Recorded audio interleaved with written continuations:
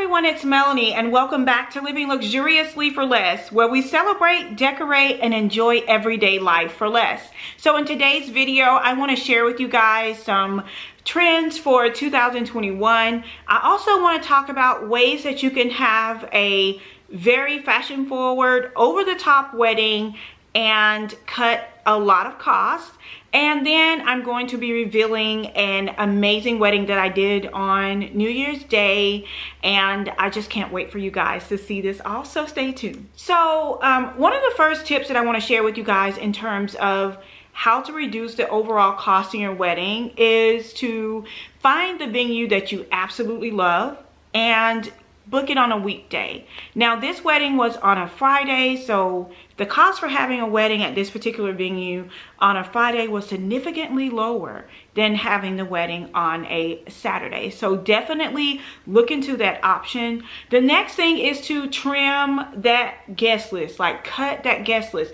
By cutting your guest list, you can infuse some amazing over-the-top design aspects that you probably wouldn't have been able to infuse otherwise, because when you cut the guest list, you cut your catering costs, you cut your decor costs, or you can take that same decor cost and have like larger florals, more luxurious tablecloths, a beautiful backdrop, up lighting, and all those things that you absolutely love and want for your wedding. But when you have more guests, you have to spread that cost out more. So just by reducing your guest list by 30 or 40% or more, you can definitely have that luxurious over-the-top wedding for a fraction of the cost. Trust me on this. Another thing is, you know, shopping off season for your wedding dresses. I absolutely am a fan of shopping off season. Normally, like in everyday life, that's what I do, but especially when it comes down to wedding items. So when I got married, I changed clothes like 4 times, and for my dress, I had a dress for my wedding photos. For my engagement photos, I had a wedding dress, I changed for a reception, and I had a jumpsuit, a veil, and everything. So my whole getup for my wedding was less than $1,000.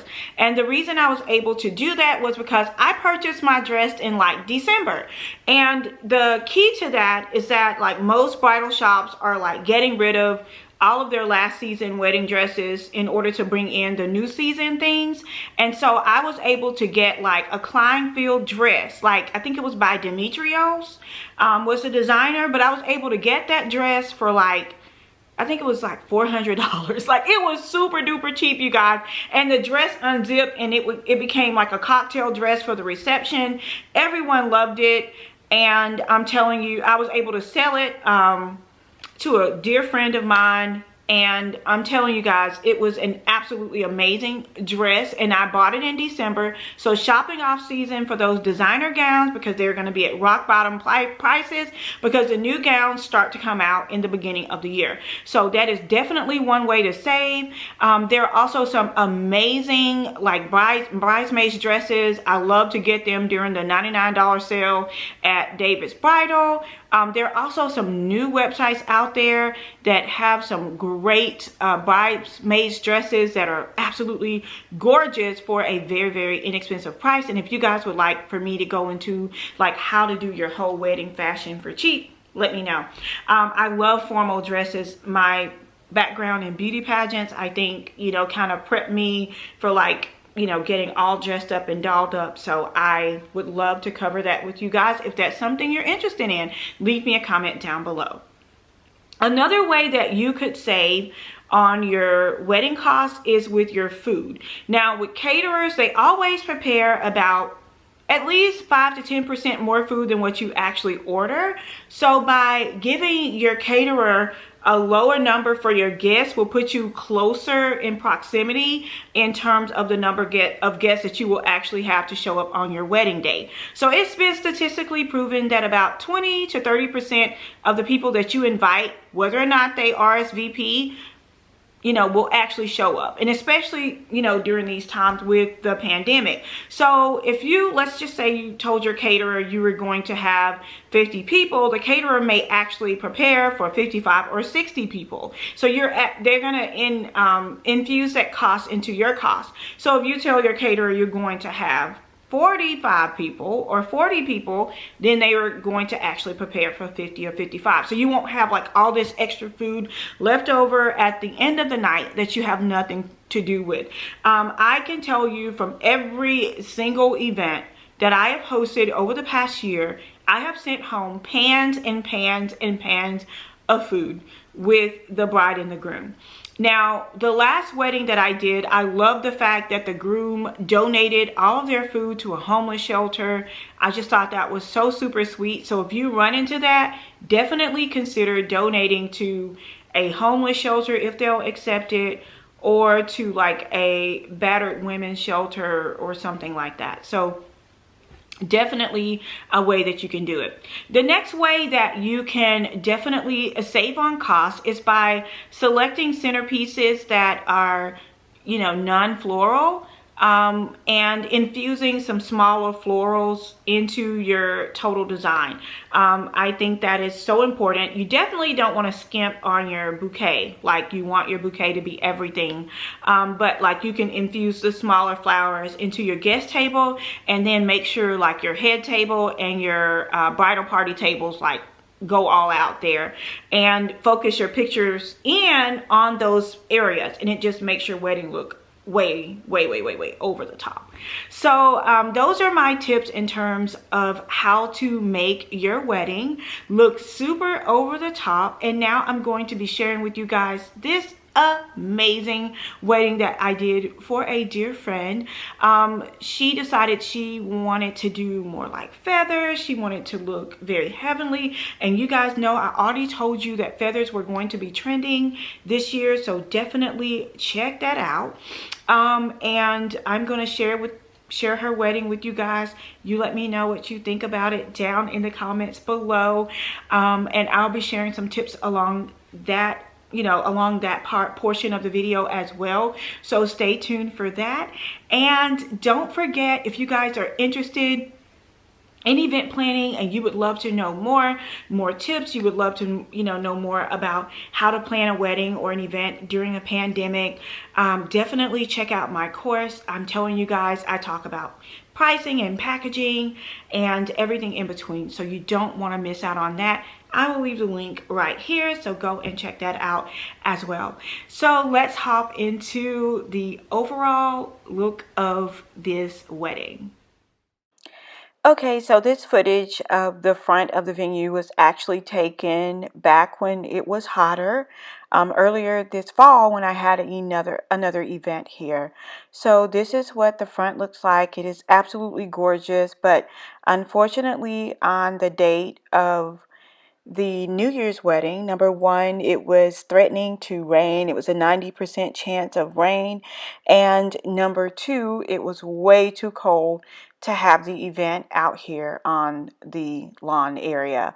So what I decided to do was just kind of make this more of a welcoming area.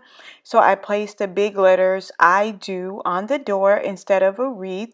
And then these mirrored pillars that I got from eFavor Mart, I used them to put some live fresh florals on them to welcome the guests in, and it looked absolutely amazing, and I will link those pedestals down below.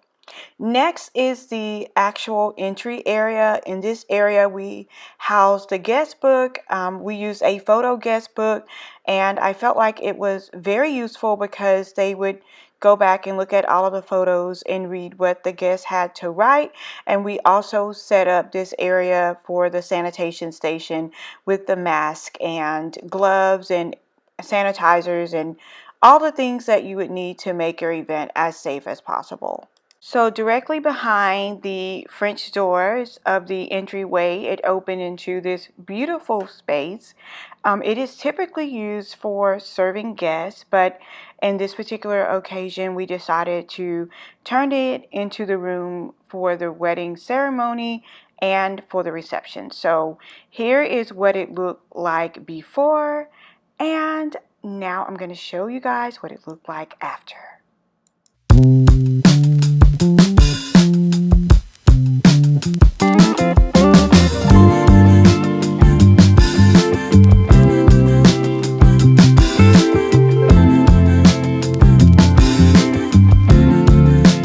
Think I might be over my troubles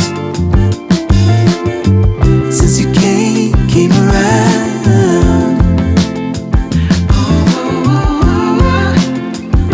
Something struck me. Oh, lately I've been caught up in my mind. Oh, it's not hard to see why I was feeling down. You saw right through it all. Oh, I could not fake it, no matter how I tried. Ooh, you cured my aching heart when you came. You guys know that I am an absolute stickler for details. So I absolutely love the way that this room turned out. It was so magical and so dreamy. Don't worry, I'm going to leave you guys a product list down below of where I got everything. I absolutely love the feathers. I love the Eiffel Tower vases. They're going to be back, you guys, so I hope you didn't get rid of yours. These, you know, I get my napkin rings from totallydazzled.com, and these napkin rings look so amazing on this table. The blush and the rose gold just blended together absolutely perfectly. Yes, you are not, you know, your eyes are not deceiving you. That is a mirrored runner on the floor. We had a lot of people moving around and taking photos and things like that, so we had to get it all straightened out before the wedding, but I got that at Amazon. I will leave that link down below for you guys as well. I love the juxtaposition of the velvet and the rose gold together.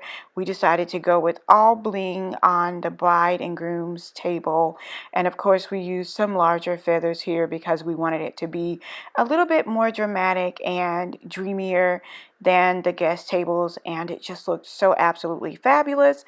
We used lots of candle lights on their tables as well. You guys, this is a quick DIY by using the mirrors at the Dollar Tree.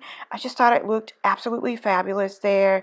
And I have the bride and the groom, you know, monogrammed inside of that mirror. I have tons of DIY wedding projects coming up for you guys using items from the Dollar Tree, but we're going to make them look very luxe. So be sure to tune in for that. I'm just so enthralled with the way that everything turned out with the candlelight and the feathers. Oh, it was just magical. I wish this event could have been held like at dusk or in the afternoon so that you guys could truly see how amazing it really, really was. I love the wood oak, the dark oak or dark cherry wood Chiavari chairs. I just think they look so amazing against the blush, and it just brings that little hint of masculinity that you want to add to every wedding to include the groom. Now, I'm going to show you guys the cake. When I tell you guys the cake was everything, I took inspiration from 3 different photos. The bride completely entrusted me with designing her cake, and it turned out absolutely fabulous. Cake Fetish by Mimi and Huntsville is absolutely amazing, you guys. Like, oh my gosh, she's amazing. Came around, saw million signs. I must be over it by now. There's a reason why. Oh, I think I might be over my troubles. Yeah, they've been there for so long now. Ooh, 'cause suddenly I think of tomorrow. Yeah, since you came around. Ooh, I feel like the only one who found out the reason why.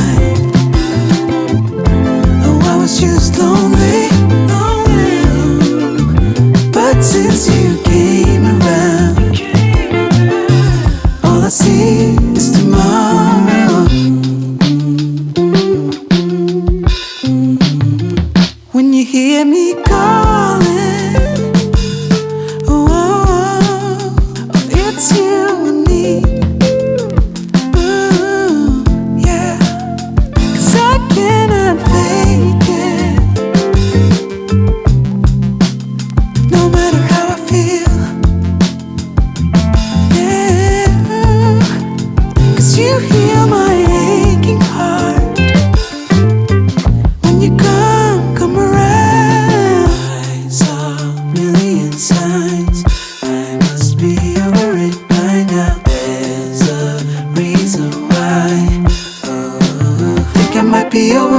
troubles. They've been there for so long now. It's over. Suddenly I think of tomorrow. Yeah, since you came around. Yeah, I feel like the only one who found out the reason why. Oh, I was just lonely. But since you came around, all I see is tomorrow.